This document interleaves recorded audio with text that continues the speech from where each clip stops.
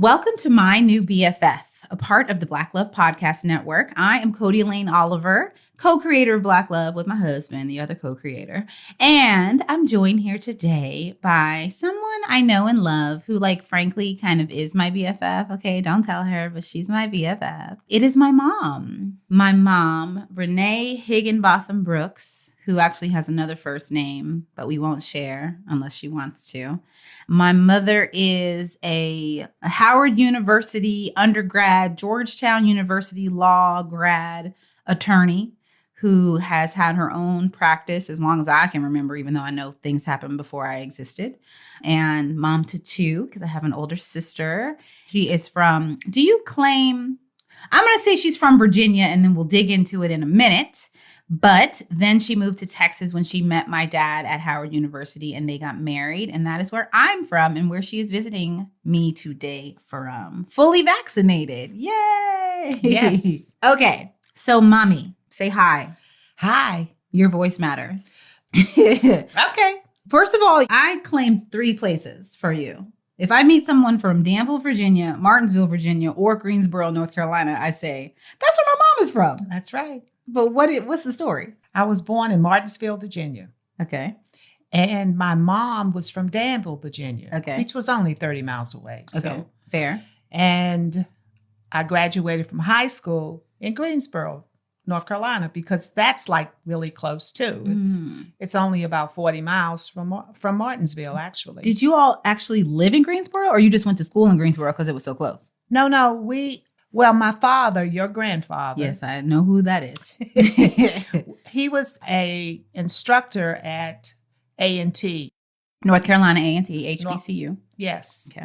And he taught chemistry for 25 years at North Carolina A&T State University. Mm-hmm. Yes. Okay. And so we moved to Greensboro. Okay. Got it. All right. So I got sidetracked a little bit. My question to you to begin, because now we're officially beginning, is who has taught you the most about love? Good or bad, whatever that looks like, but who in your life has taught you the most about love? Well, these are so deep. These are deep questions here, but many people have taught me about love, depending on the stage in my life. Do I hear my children screaming? If I do, then apologies to y'all. Yeah, I kind of do hear your grandkids. I really believe that I would go back to my grandmother who taught me about love, because she was the first person who I really connected with. And she raised us, as you know, after my mom died, along with my father. But she raised you with your father after your mom passed. It sounded like your dad as well, but grandfather was around for a very long time. Yes, he was. Okay. And so I think that my grandmother actually taught me the most about love, because I learned about love as a child. Yeah. To always believe in love. Yeah. And show love to others. Yeah. And what was it like, out of curiosity, because I don't think I've ever asked you this.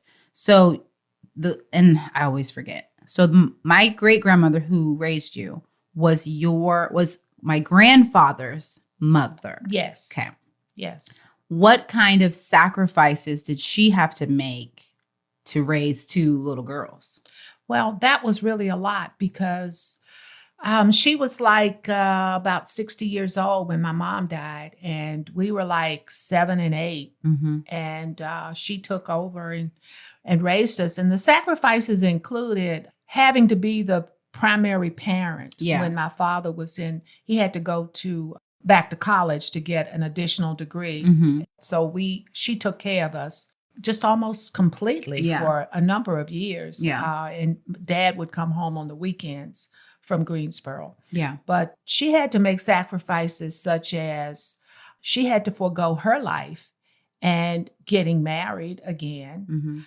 She had a lot of suitors, but she had to tell them, I can't marry you. I've got to be here for these children, for the girls. Wow. It's 2 daughters. Yes. My sister and I are the daughters. And you're the older sister. Yes. And I have an older sister. Yes. who's 5.5 years older. Her name is Lee. You are currently drinking coffee from a coffee mug with both of our faces on it. Yes. Man, I have so many questions for you, but also I might be a little nervous. Don't be. Don't be. You don't be. Okay. So my grandmother taught you the most about love. I mean, and then it evolved. I mean, because I learned a lot about love from your dad. Yeah. You know, we were married for 20 years. Yeah. Through it all. So my parents met in college at Howard and then married, had 2 kids. He was a doctor and she was a lawyer or is a lawyer. And you guys essentially started your own businesses together, not together as one, but I mean, like him and my grandfather had the Brooks Family Practice Clinic in Fort Worth, Texas. And you had your own law firm at some point. Obviously, you had jobs before that. And so you were both entrepreneurs together, raising 2 girls. My dad, as I've shared, was an alcoholic, which I did not see at all, but you did. And you spent 20 years married, but divorced. You guys separated when I was like 11. What lessons, frankly, specifically, did you learn about love through that relationship? You chose to get divorced because you wanted change and he wasn't willing to make change. Correct. So just talk about it a little bit. Well, we got married very young. Yeah. How old were you? I was 23 and your dad was 24. Mm-hmm. And he had just graduated from medical school at 24. Mm-hmm. And I was in law school at the time.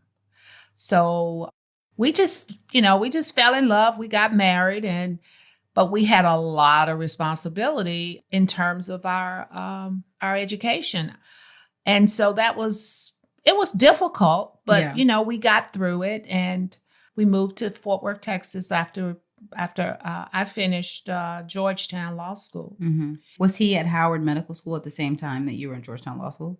Or like who was first out? Well, your dad. I mean, your dad was, let me see, when I was a first-year student in law school, your dad was in his last year of medical school. Got it.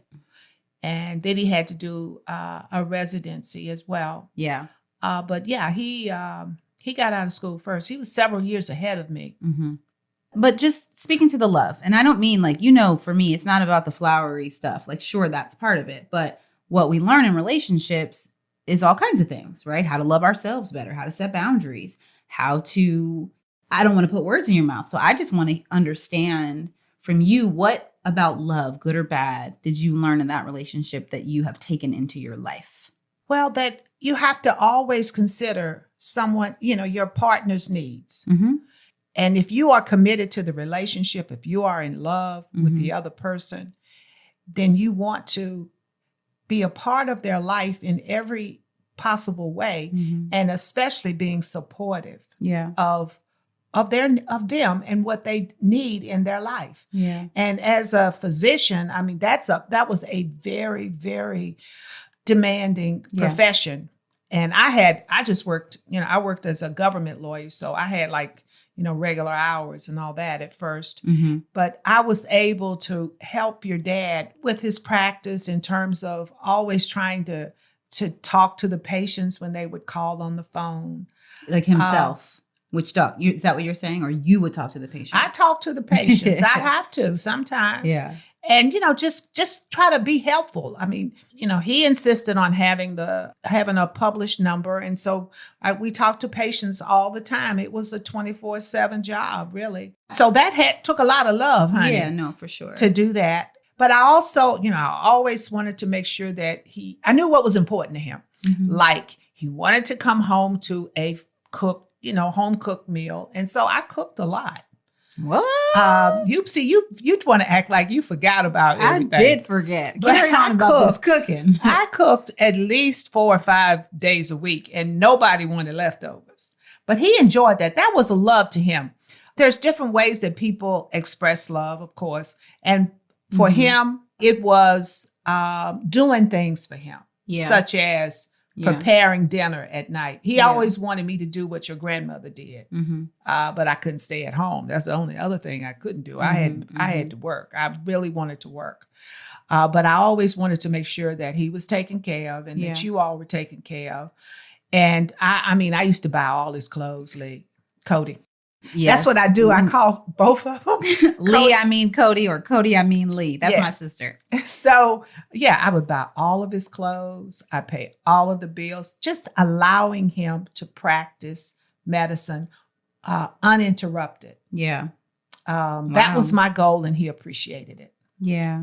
Man, we could certainly go down a path of sacrifice, because basically hearing you say that, you know, and then knowing ultimately how difficult it was when he was dealing with alcohol, you know, for you to help keep it, just keep him operating, you know, working, hiding it when needed. You know, I'm sure you very much felt unappreciated. I mean, you had to do a lot. I felt overwhelmed. Yeah. In many circumstances, it was very overwhelming because I had to make sure that you all were okay.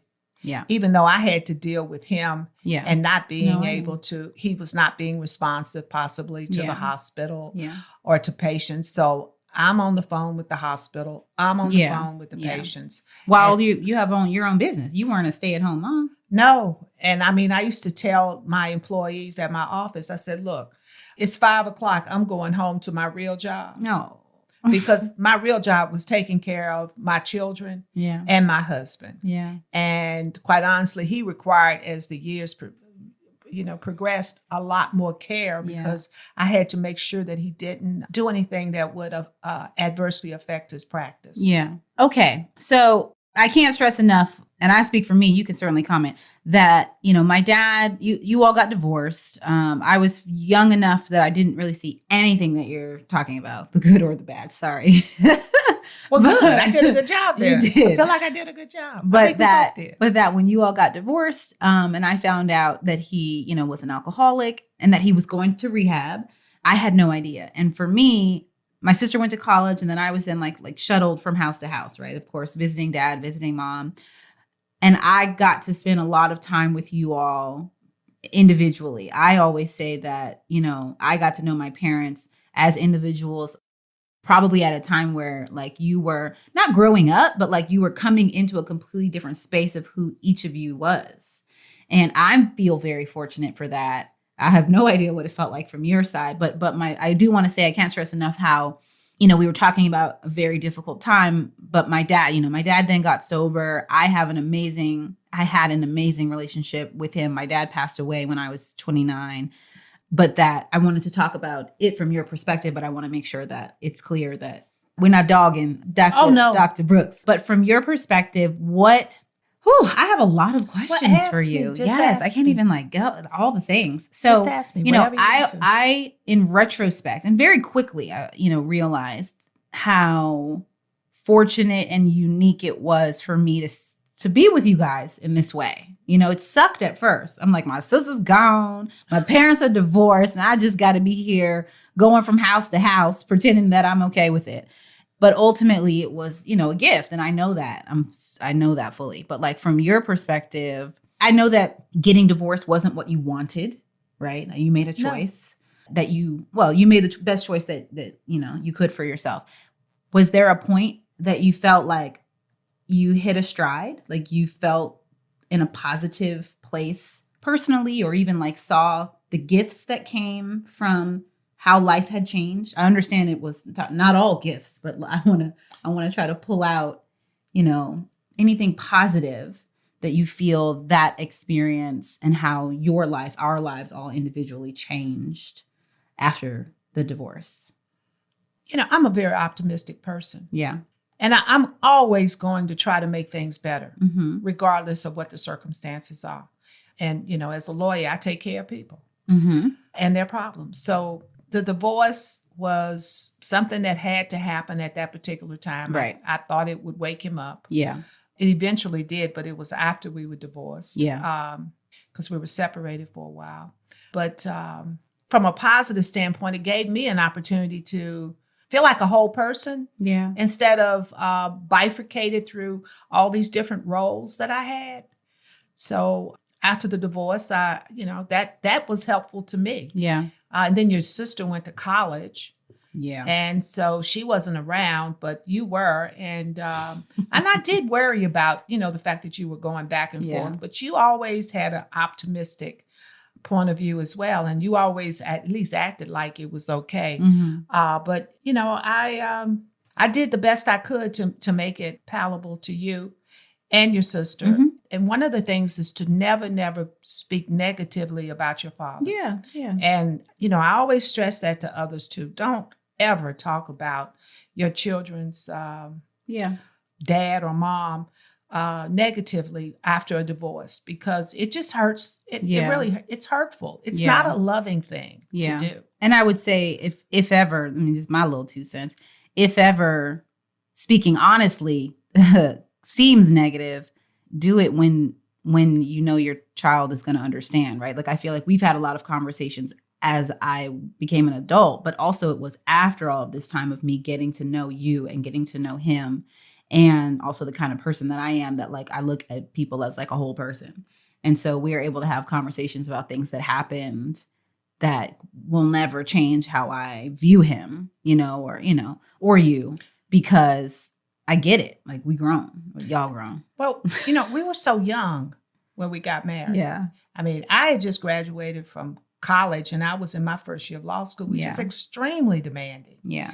And he was he had just finished medical school. Yeah. And going into a residency, which was extremely demanding. Yeah. So we didn't really have like fun 20s, We were like serious, super serious, trying to get our goals, to achieve our goals. Okay. What was the most fun time in your life? Whether you were 20 or 40 or 60, what period was like the roaring something for you? Well, there were actually 2. Okay. 2. One is being at Howard University. Okay. I'll take it. For the actual entire 4 years. Yes. The best. Nice. Oh, I like the that. best. Okay. What's the other Totally, incredibly outstanding time in my life. It really did change me. It made me a stronger, more feeling fearless. Yeah. Feeling like you can accomplish anything that you want to accomplish. And so I was a real studious person too. Yeah. So I had goals. I wanted to graduate Phi Beta Kappa, and I wanted to graduate at least magna cum laude. At least. So you did all that and still had an amazing, wonderful, fun time. I think so. Some people said, well, I wouldn't. Yeah. I mean, I didn't stay up late and play cards all night or anything like that. Well, I mean, I was studying and stuff. I just had goals that I wanted to achieve. That was an outstanding time, really. Wonderful. Wonderful time, because that's when you really get to know yourself. Yeah. And then the other time was after I had accomplished a lot of goals in my professional life, and I was able to have a second home in South Beach. I thought you might say that. Fisher Island was amazing. Yeah, it was that time. just amazing. So at that time, I was in high school. So my mom had we're living in Fort Worth, Texas. My mom had a place in Fisher Island, Florida. And I was in high school. And I just remember you were there a lot, not in a bad way. It was great. Like, you were there a lot. It was kind of a fun place for me to go whenever. It was the first time I remember having like a Thanksgiving, from the standpoint of we didn't have a tradition. Right? We go wherever we went. As long as there's family, it's fine. But like, I know that Fisher Island, Florida was where we had Thanksgiving quite a few times. And typically I want to say New Year's Eve too. Yeah. But yeah, that was for me, actually high school and college, that we would do that. And me and my girls would come down from Howard and go down to the beach whenever we wanted, which was really nice. So I agree. That was the roaring Fisher Island days. Okay, I'll take it. We have to make sure you have some more of those. Yes, we do. That was fun. Okay. So I want to talk about something else that tickles me about you, which is, let's see, how do we bring this up? So when I don't even know when I knew this. I'm sure my sister was like the master investigator. But at a certain point in my life, it became almost clear that you were hiding something from me and my sister. And it became a fun game to sort of try to catch you, which is that you enjoy marijuana. I have, yes, and I still do Yes. from time to time. Absolutely. And yeah, it's very calming. I'm glad. Listen, at the end of the day, I'm glad that it makes you happy. It's funny to me, I think, because like when I was in college, of course, everybody tries something. So that was something that we tried. Maybe we made brownies or something. And my mom made like a casual comment that was like, why would you put good weed inside of brownies? Right. I remember that. You remember that? No, I don't. You don't remember that? That was like the thing that maybe started it all because we were like, what you know about what to do with it? But it became this thing where my sister used to try to like find it in the house so she could take it. But like also we just wanted to like catch you. Right. And after a while, we just knew like we'd be in the house and we'd smell it. And then we go to her room and suddenly it was gone. And so it just became fun and funny to try to catch you. And I remember one time, like you literally like put it under the bed in your room. And Lee was like, Mom, like, don't let your whole house catch on fire. We already know. So I'm just curious, when you started that, I'm assuming college, whatever you're comfortable saying, but when you started that, talk to me about the vibe. I mean, that was like everybody was doing like, what's the situation in whatever year that was? When were you in college? Oh, the 70s? Early 70s? Early 70s. Mm-hmm. Yeah, I was, yeah. But yeah, I mean, that's what everybody was doing. Mm-hmm. I mean, everybody was at least trying marijuana, mm-hmm. And, what you didn't want to do is get caught up in any of those drugs. Like you don't want to become addicted or become like, you don't want it to hinder your life. Interfere with your goals. Yeah, absolutely. And so I certainly didn't let it interfere with my goals. And I mean, it was a very casual I didn't do it very often. Mm-hmm. When I was especially my first 2 years, I was like really like totally studious and stuff. I barely did anything out of the Who introduced you to it? Oh, let's see. Oh, some guys in DC that I met. Yeah. Okay. Yeah. And so anyway, we used to hang out at their house. Yeah. And their dad knew they were growing it in the backyard. Yeah. Okay. And their dad was a professor / surgeon at Howard. Hey. And he didn't know they were growing it in the backyard. Yeah. So anyway, they were cool guys. And I used to go over there at their house and stay with them and with the mom and dad. Mm-hmm. And I almost moved in. They were like, come on. I was like a sister. I became like a sister.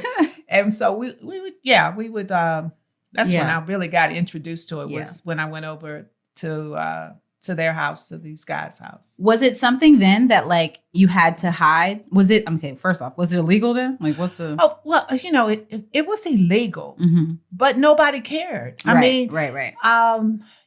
People didn't get arrested for having an ounce of marijuana in their car or something. Right. Until that didn't happen.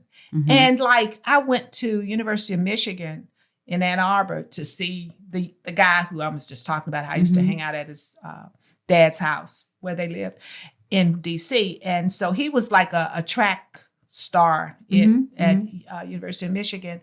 And it was really different because somebody was smoking marijuana on the street and they gave and there was a person I was with. They gave the person a ticket in Michigan. Yeah, I mean, like a little cop person was walking around. He said, "Hey, I got to give you a ticket. You're smoking marijuana." So there's students everywhere. What's your name? So he gave him his name and said, "Okay, this is your ticket. You need to pay this $5." That's what they did. $5. $5 ticket. Okay. Well, that was in 1974 or something. Yeah. So $5 ticket. And nobody cared. Now it's evolved into this thing where Black men in particular are put in jail all the time. It's used as a weapon. Yeah. To get records on all Black people. Mm-hmm. They want to get you. They want to arrest you, even for seeds, anything, just so they can get you in the system. Yeah. Yeah. So, they get to fingerprint you, they get to take your picture, and you get to have a record of having some sort of offense. Right. And so if, you get enough amount of offenses, then it becomes, serious, allegedly a serious thing. Right. I'm not going to call it a crime. Right. Because I'm not a criminal lawyer. So, I don't know anything about criminal law. I'm on personal the civil injury. Side. And what else? Well, I did public finance as well. Okay, that's right. Municipal bond transactions. Yep. So, how do you feel about the evolution of legalized marijuana in all of the various ways that you can? Because I don't know the difference between THC and CBD. It's funny because it's never worked for me. Like it always made me a little too anxious, a little too paranoid. So it's just not my jam. But how do you feel about all of the various ways in which you can now enjoy marijuana? I mean, I think it's long overdue. Yeah. You know, it should never have been illegal in the first place. And Yeah. I do know the history Yeah. of how the drug became illegal. Mhm. Because I'm just going to say this. When my dad told me he was like 7 or 8 years old, and he said he knew what marijuana was because it was growing everywhere. Yeah. And people would smoke it and nobody cared. They just pull it out of the ground and smoke it. Mhm. And this was in Virginia. Mm-hmm. Nobody cared. This is, maybe in the 20s or something.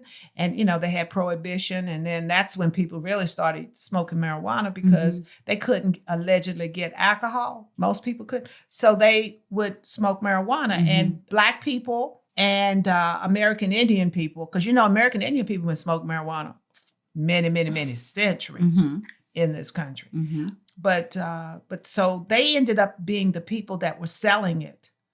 Black people and American Indians, and which we are also Native American as well. I've explained that to you. You have, but Ancestry.com tells me I am very little. But they don't keep up with American Indian heritage like they should. That's fair. I think they're getting more up to date. But they used to sell it during Prohibition. Mm-hmm. And when the white folk found out, hey, this is a huge market out here, and these Black and brown people are making money off of it, we're going to stop it. We're going to make it illegal. And the government came up with some so-called expert guy who came around and said, oh, no, it's harmful. It'll make you demonic. It'll do all this nonsense. And there was a movie about reefer madness. It was supposed to scare people. I do have a copy of it. I have that movie too. It's like 1929 or 1930 or something. It's ridiculous. But that's how marijuana became illegal. It wasn't illegal until during Prohibition, when people were making money. Yeah. Follow the money. Always follow the money. You figure out everything. Got you. So now you are enjoying the popcorn, the chocolates. Maybe not the chocolates. You don't really like chocolate like that. I mean, okay. I like She's to still share squeamish, with y'all. others. She's still squeamish. Share with others. So I asked the people of social media, if they had any questions for you or for us. And so I'm going to go through some of those. How you feel about it? You down? Sure, okay. Sure. Here we go. Woo, child, there's a lot of them too. I'm proud of y'all for asking these good questions. What are tips on raising an empathetic and loving daughter or child? Tips on raising? Just love. Always be loving. I'll take it. To your children. Yeah. You don't do anything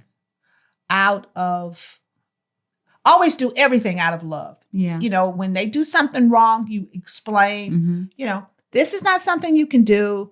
And I love you. And I must tell you that this is socially unacceptable conduct. Yes, how many times did you hear socially unacceptable? I try so hard not to say that to Brooks. Like I'll say that is unacceptable, but I refuse to say that is socially unacceptable because that's what my mom said all the time. And I just don't want to turn into you. Like I love you, but I'm not trying to, how people that cliche, like, oh, you're turning into your mom. So I'm just trying to fight against it. Oh, well, you'll eventually turn into your mom. I know. Or at least close. Watch you see. Okay. So how has our relationship evolved into a friendship, or was that always true? What is your answer? Oh, I think we've always been on the same page, Codie. I really do. I feel like I remember. You were an easy child to raise. You really were an easy child to raise. You did a couple of things that, were a little, I'm like, you shouldn't do this. And you said, no, I want to do this. I want to do this. I said, well, honey, you're going to regret doing this. Watch you see. And you did. I don't know what I did. You want me to tell them about the time you put this brown lipstick on your lips? What's wrong with brown? I used to wear black lipstick. Is that what you mean? It must have been. Anyway, and you had on these short Daisy Dukes. Maybe. And you put on all this makeup on your face.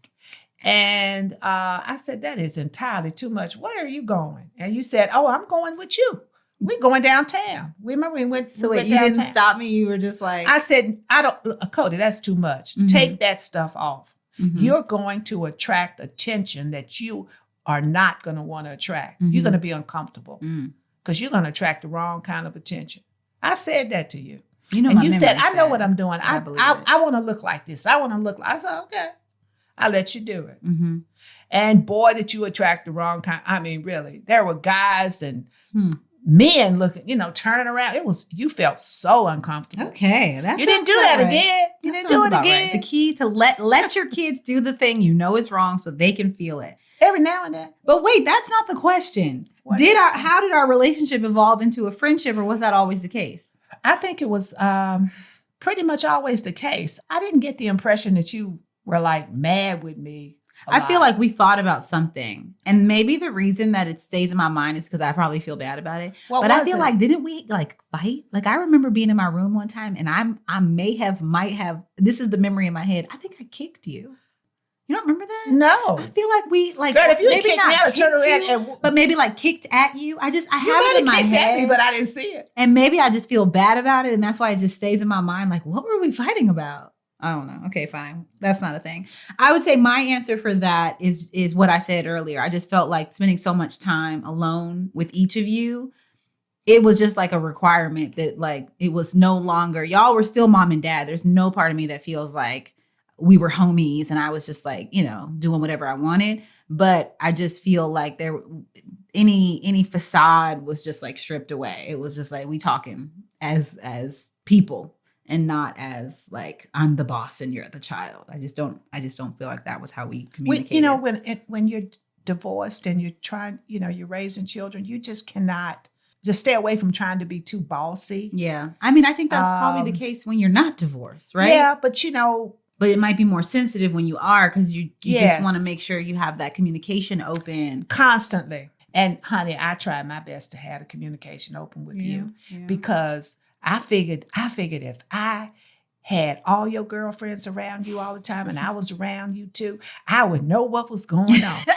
And I would drive them around and I would listen to the conversation. I didn't say anything, but at least I knew what was going on. And then I'd let everybody spend the night all the time. You'd come home from even work. when you weren't there. Some people, that's true too. I know what y'all were doing. But sometimes I come home and it's Autumn is sitting in there and Melanie is on her way and you all are staying for the weekend, your girlfriends. And I said, okay, fine. I said, I'd rather have everybody here under my roof than not knowing where they are and where they're going. I'm trying to be that parent when my kids are old enough to have friends. Okay. Somebody said, what did you say about the quickness of my courtship with Tommy? I did think it was rather quick. So let me back up for anyone who doesn't know. Tommy and I met September 2013. We moved in together December 1st, which I don't even know if I told you beforehand. I think I did. We moved in together December 1st and we were engaged by March. So 6 months till we got, from meeting to getting engaged. So carry on. What did you think about the quickness? Well, I did think it was rather quick.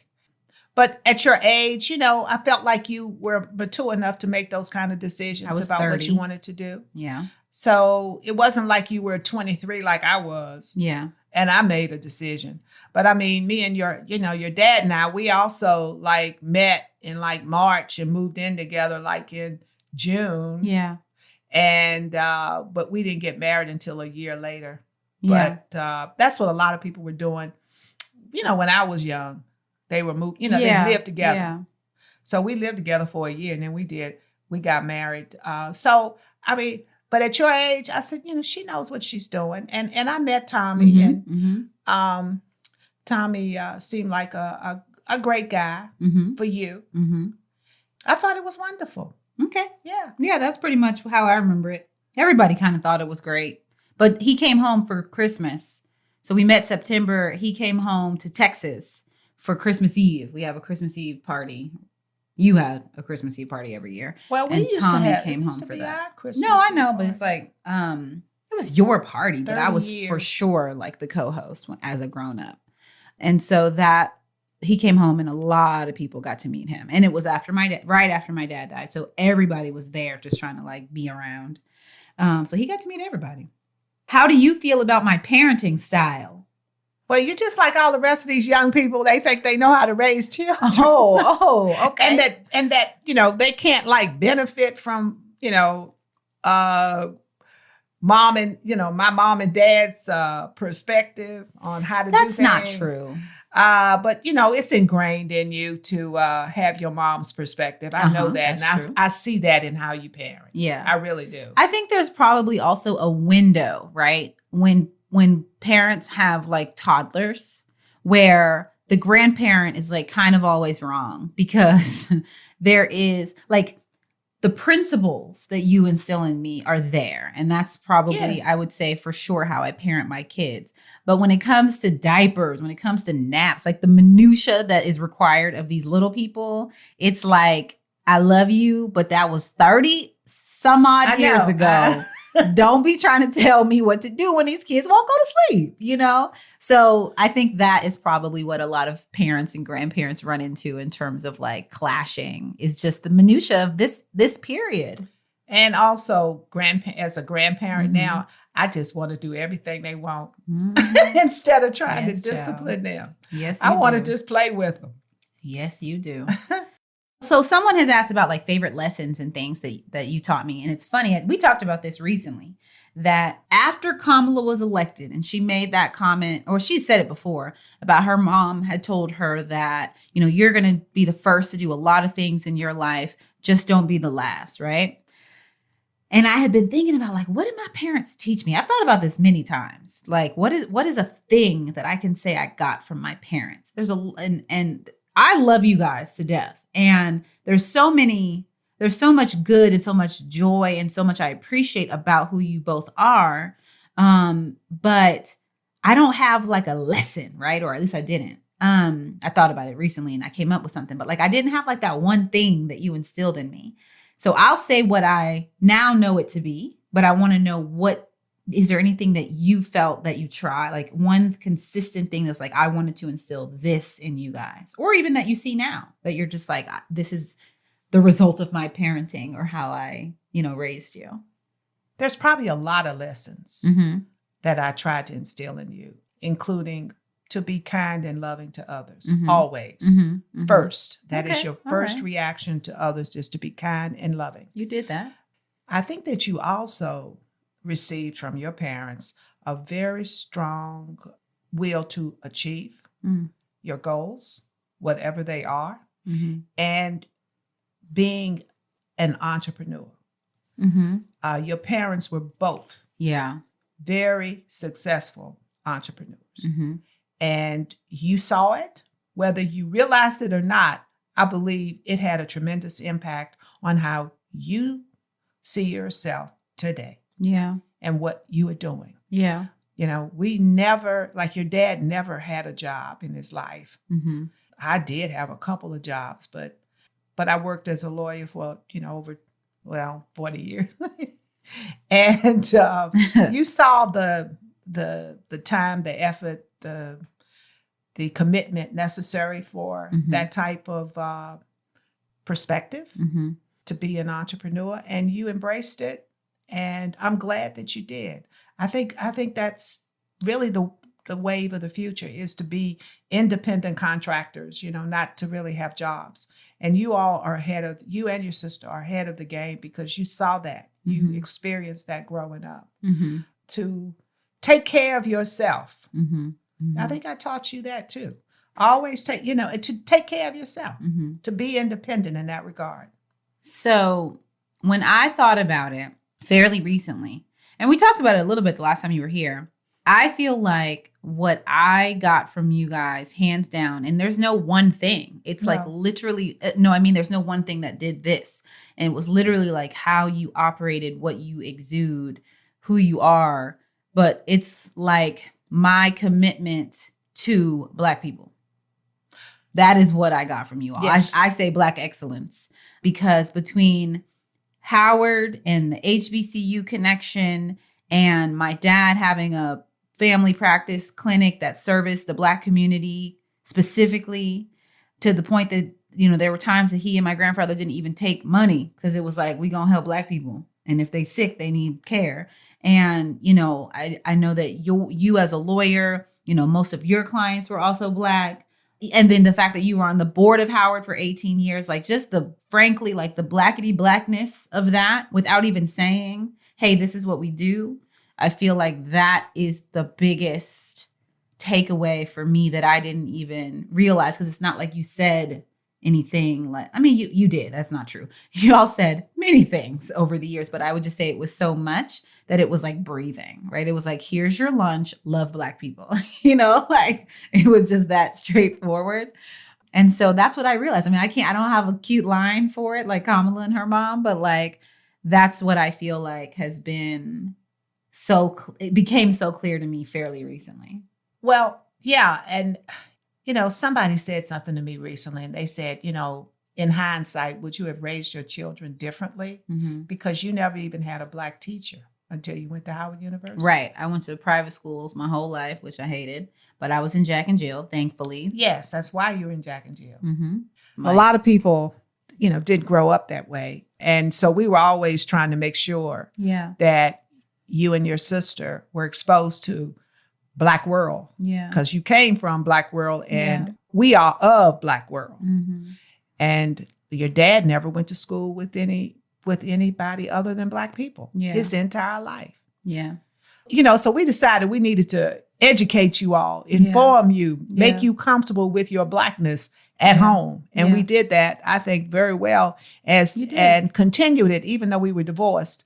Through the Black art, for instance. I mean, you were always exposed to Black art. Mm-hmm. And my parents collect art, but it was always by Black artists. There was just absolutely never, I can't think of nary a piece of nothing in the houses, your house, his house, that was by a non-Black artist. And if it was someone of color, right? The burrito.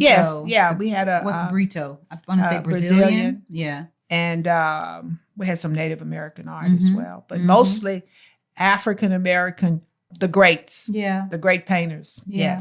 Yes. Yeah. That stands out for me as key.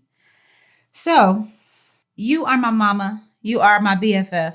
A couple of questions that I love to ask just as to get to know you beyond the persona, which is, I think, publicly lawyer, I would say, I don't want to say educator, you're not educator, but you have a commitment to education, right? So hence you're being on the board of Howard for almost 20 years.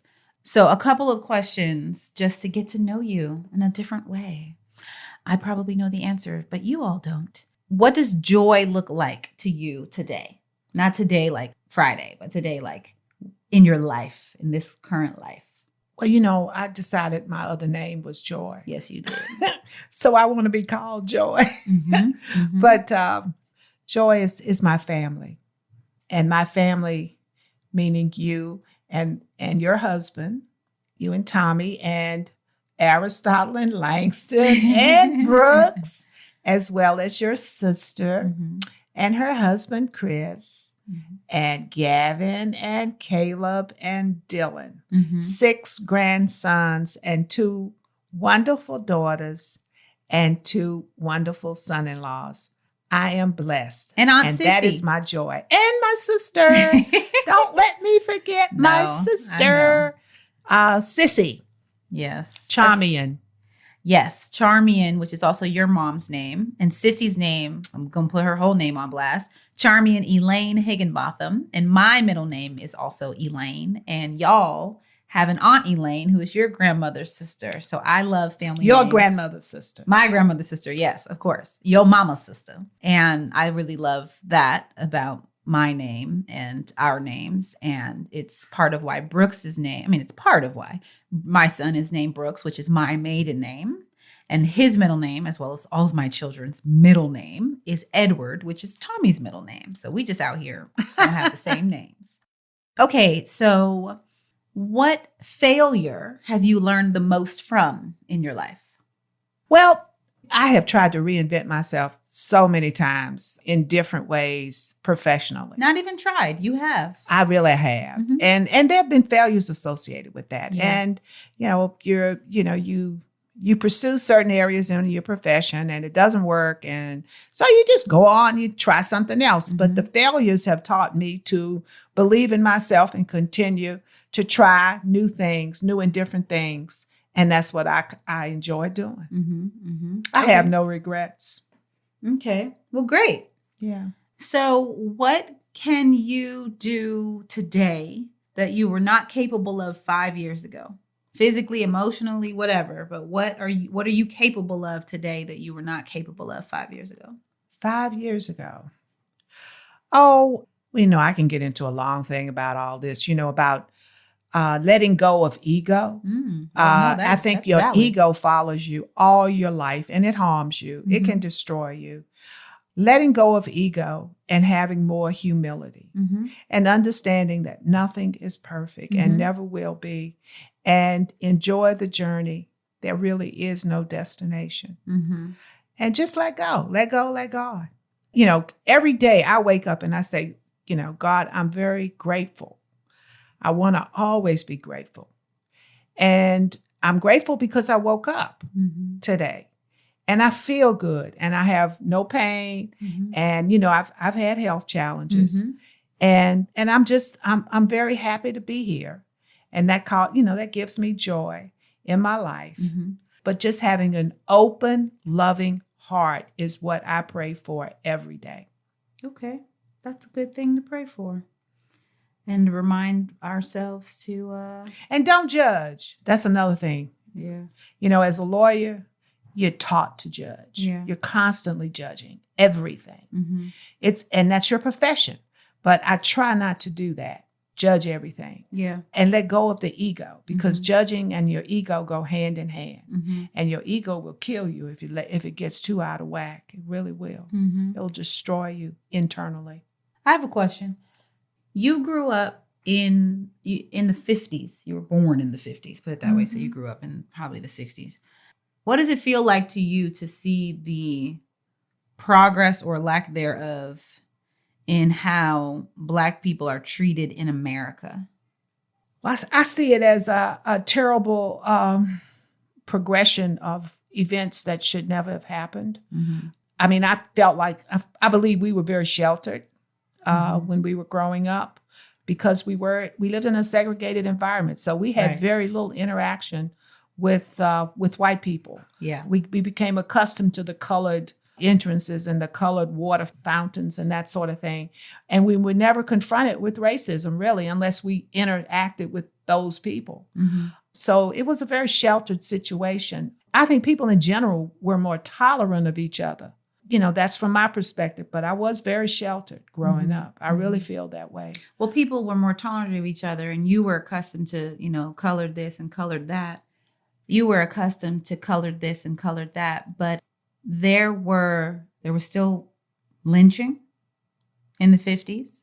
Or at the very least, the KKK was busy.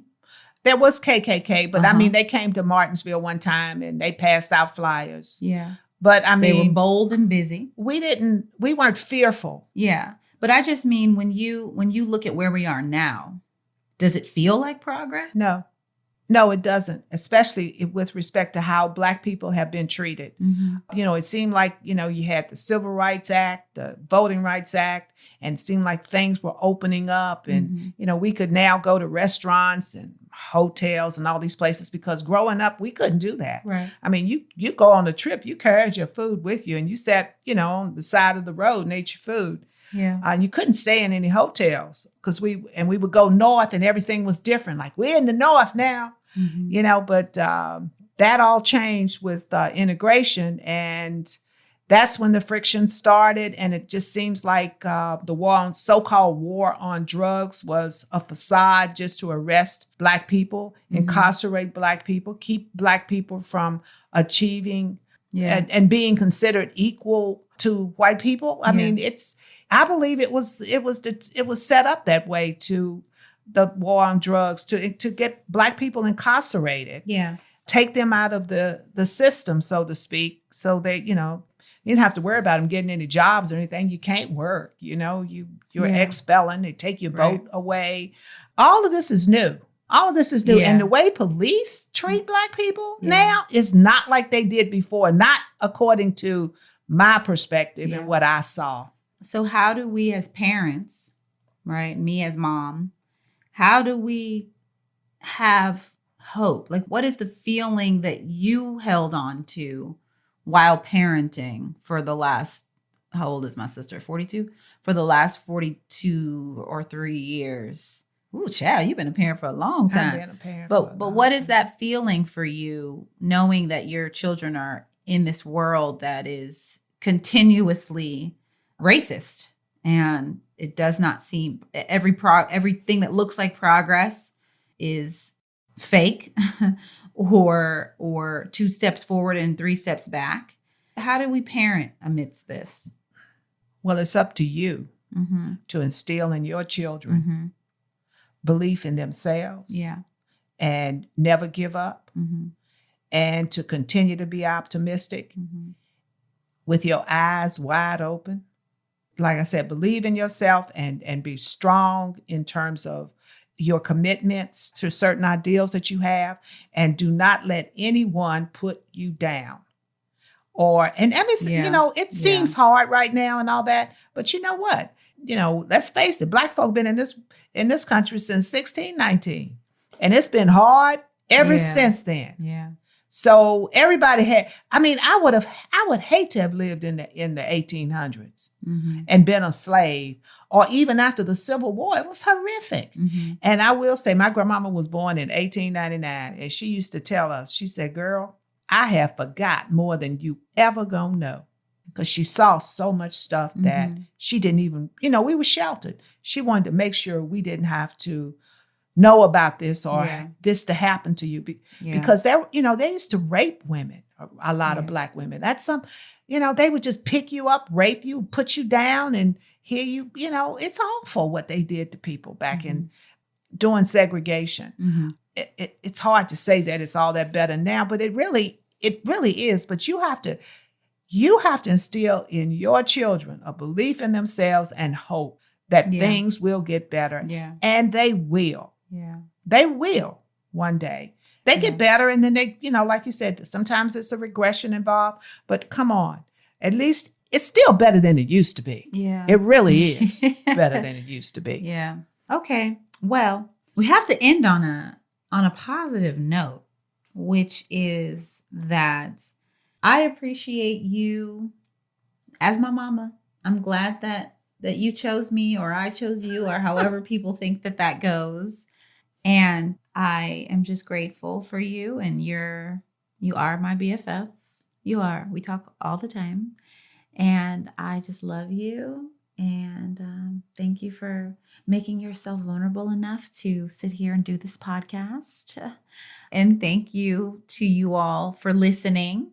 I hope everyone has a wonderful Mother's Day and can show some love and appreciation for their mom, or give themselves grace as moms, or if you have a strained relationship with your mom, that you can simply appreciate the gift that is life that mama gave us.